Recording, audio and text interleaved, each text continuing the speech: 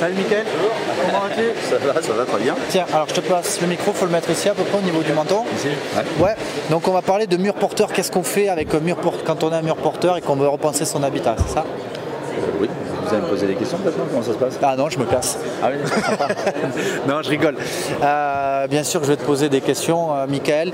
Avant qu'on rentre dans le sujet, je t'invite à te présenter quand même, pour les gens qui nous regardent sur Facebook.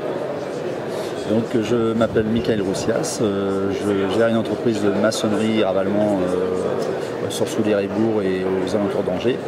Nous faisons principalement des extensions, du dallage, du ravalement, sur tout type de maison, principalement une maison ancienne. Ok, super. Et donc quand on t'a demandé quel conseil tu pourrais donner, tu nous as dit ouais, il faut qu'on parle de mur porteur, les gens sont tout le temps en panique quand il y a un mur porteur.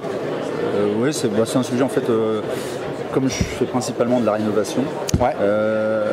C'est vrai que moi, pour moi, sur une année, je fais énormément d'ouvertures et c'est vrai que c'est quelque chose qui m'est demandé très régulièrement. Ouais. Et donc, alors quelle est la question que se posent vraiment les gens? La question déjà, lorsque les gens veulent aménager leur maison, savoir s'ils peuvent effectivement supprimer une cloison ou un mur porteur. Mais comme ils ne savent pas forcément faire la différence, c'est la question qui se pose en premier. Alors comment on fait la différence, Mickaël? La différence d'un mur porteur, déjà en général, ça fait entre 15 et 20 cm d'épaisseur, ou même jusqu'à 50 cm quand c'est les vieux murs. Ok, déjà, indice visuel. Donc voilà, visuellement on voit si c'est un mur porteur. Et puis après on peut, nous étant du métier, on arrive à voir par rapport au type de plancher, par rapport à la structure, on arrive à voir effectivement lorsqu'ils sont porteurs. Ok. Voilà. D'accord, et maintenant que je sais que j'ai un mur porteur et que je veux faire une belle ouverture comme celle-ci, qu'est-ce qui se passe? C'est possible? C'est pas possible? Qu'est-ce qui est possible? Le premier conseil qu'est-ce qu'on fait avec un mur porteur que je dis aux gens en premier lieu, c'est déjà de se rapprocher d'une entreprise qui a l'habitude de faire ce type de travail. C'est la première chose que je vais leur dire.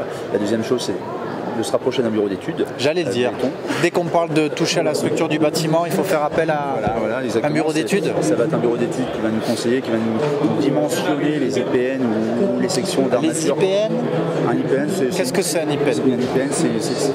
Un IPN, c'est une poutrelle métallique qu'on va mettre au-dessus de l'ouverture pour maintenir la structure. Donc le bureau d'études va nous donner ces sections-là et nous on va s'appuyer sur ces sections-là pour faire notre commande et puis après bien sûr le mettre en place. D'accord. Ok, donc on a un mur porteur, c'est faisable, on peut l'ouvrir.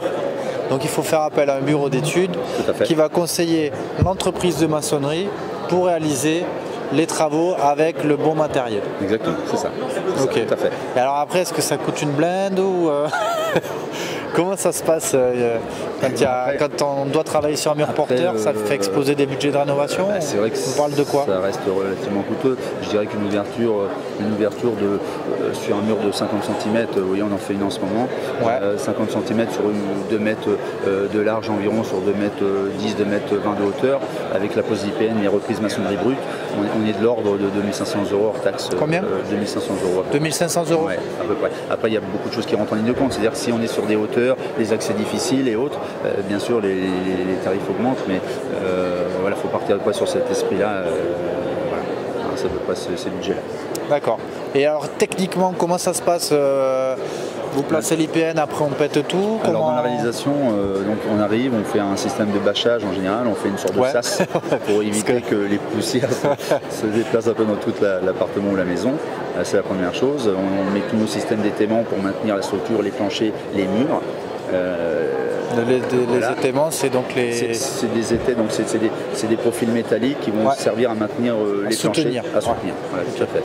Et ensuite, après, ça va être du sciage des murs, burinage des murs, évacuation après des gravats. Sciage, burinage. Là, on est dans la démolition. Là. Dans la démolition, exactement. Ouais. Exactement, démolition, évacuation des gravats. Après, on reprend donc ce qu'on appelle les jambages. Enfin, c'est les côtés d'ouverture. On les reprend soit en béton, soit avec des profils métalliques pour renforcer. Et puis après, on pose notre IPN horizontale et on fait tous les blocages au-dessus. Le principe se passe comme ça. Donc, en général, une ouverture, tout à l'heure, je vous parlais d'une ouverture de 2,50 m environ. Là, c'est du travail de 3 jours à peu près. 2-3 jours? Ouais, entre 2 et 3 jours. Voilà. Ok. Mais par contre, c'est du brut. C'est-à-dire qu'après, il faut prévoir le plaquiste et puis les gens qui finissent autour de ça. Quoi.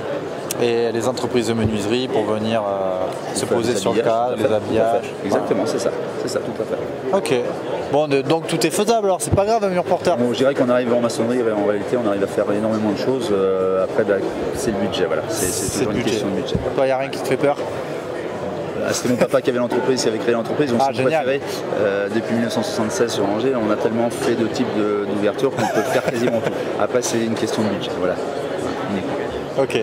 Et le diagnostic du bureau d'études, est-ce qu'il peut s'avérer des fois être négatif sur la réalisation de l'ouverture? Ça peut arriver.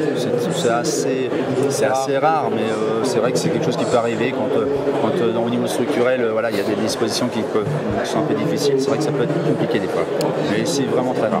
D'accord. Est-ce qu'il faut faire une étude de sol aussi pour si on touche à la structure des murs? Je ne dirais pas forcément. Après, je veux dire, à réfléchir quand même, mais c'est très rare. En général, il n'y a pas d'étude de sol de fait, puisqu'il y a déjà des fondations de la maison qui sont réalisées. Donc on repart un peu sur les structures existantes et puis on renforce bien sûr ça, mais en général, il n'y a pas besoin forcément d'étude de sol pour réaliser les ouvertures.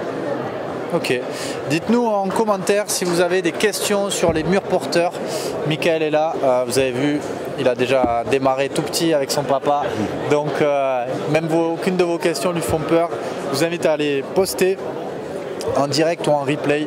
Il sera là pour y répondre. Pas de questions, Jean? Non? Ah ben écoute, ça veut dire qu'on a été bon, on a été clair. Très bien, merci beaucoup. Eh ben écoute, c'était un plaisir. Bonne merci, soirée. Michael. Merci.